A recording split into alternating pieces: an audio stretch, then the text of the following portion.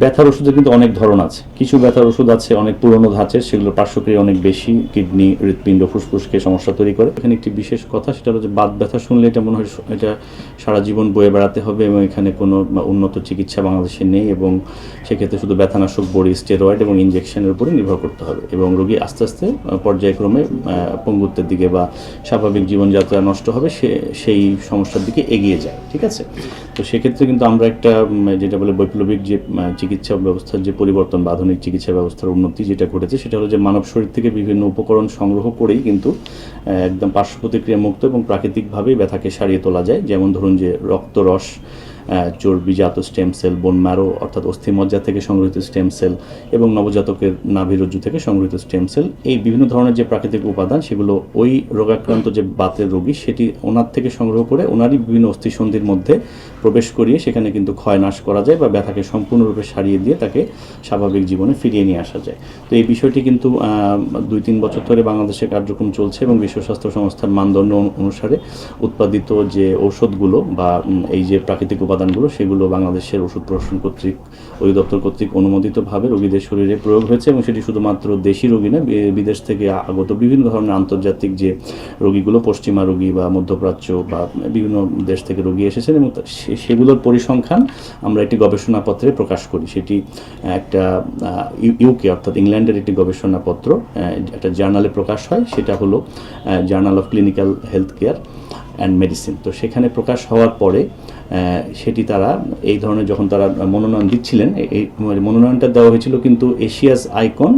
এই অ্যাওয়ার্ডের পক্ষ থেকে। এশিয়াস আইকন হচ্ছে এশিয়ার 15টি দেশের মধ্যে থেকে তারা ব্যক্তি এবং বিভিন্ন প্রতিষ্ঠান কেন্দ্রিকভাবে তারা টানা সপ্তমবারের মতো বেস্ট টিস্যু পেপার ব্র্যান্ড হিসেবে স্বীকৃতি পেয়েছে বসুন্ধরা টিস্যু। প্রতি দেশ থেকে একজন ব্যক্তি বিশেষ ক্যাটাগরিতে এবং একটি প্রতিষ্ঠানকে তারা নির্বাচিত করে থাকে। তো এটা উদ্যোক্তা হচ্ছে ভারতের একটি বড় শিল্পগোষ্ঠী অ্যানিয়াল গ্রুপস, এবং এটি হলো বৈশ্বিকভাবে তারা যে বিভিন্ন ক্ষেত্রে, যেমন ধরুন যে চিকিৎসা, তারপর শিক্ষা, তারপর হচ্ছে উদ্যোক্তা, সংস্কৃতি, শিল্প, ঠিক আছে, তো এই ধরনের যে বিভিন্ন খাতগুলো আছে, সেবাধর্মী খাতগুলো আছে, সেগুলো থেকে তারা মনোনয়ন নেয়, এবং তখন আমি এই মনোনয়নটিতে আমি অন্তর্ভুক্ত হই, এবং পরবর্তীতে একটি জুরি বোর্ডের মাধ্যমে তারা বাংলাদেশ থেকে শুধুমাত্র পথিকৃত রিজেনারেটিভ মেডিসিনের পথিকৃত হিসেবে এই বাত ব্যথার এই চিকিৎসার যে উদ্ভাবন এবং সেটি শুরু করার এবং পর্যাপ্ত সংখ্যক রোগীকে সুফল দেওয়ার যে তথ্য সেটি বিশ্লেষণ করে তারা কিন্তু তখন তারা আমাকে এটির অ্যাওয়ার্ডটি ঘোষণা করেন, এবং তৎপরবর্তী সময়ে তারা আমার গবেষণাপত্রটি দেখেন, এবং এই গবেষণাপত্রটি যেহেতু আন্তর্জাতিক একটি গবেষণাপত্র, কোনো স্থানীয় কোনো লোকাল জার্নালে নয়, এটি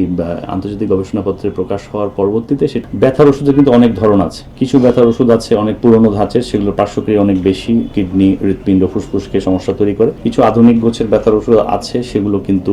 রেজিস্টার্ড চিকিৎসকের পরামর্শ অনুযায়ী যদি নির্দিষ্ট ডোজ এবং সময় অনুপাতে যদি খাওয়া হয় তাহলে কিন্তু পার্শ্ব প্রতিক্রিয়া হয় না। কিন্তু রোগীরা যেটা করে থাকেন, অনেক ক্ষেত্রে তারা নিজেরা গুগল সার্চ করেন অথবা তারা ফার্মাসির সিস্টের কাছে গিয়ে তারা নির্ধারিত ডোজ এবং তার জন্য প্রযোজ্য কোন ধরনের, কোন ব্র্যান্ডের, কত ডোজের এবং কত সময় ধরে খেতে হবে সেগুলো না জেনে তারা গ্রহণ করেন, এবং যদি কোনো কারণে সাময়িক ব্যথা উপশম হয়ও তারা কিন্তু সেটা তখন সেলফ প্রেসক্রিপশন অর্থাৎ নিজেই এটি ক্রয় করতে থাকেন বারংবার, এবং এই ব্যথার ওষুধ কিন্তু পর্যায়ক্রমে 2 থেকে 5 বছরের মধ্যে তার কিডনিটাকে বা লিভারটাকে নষ্ট করে দেয়।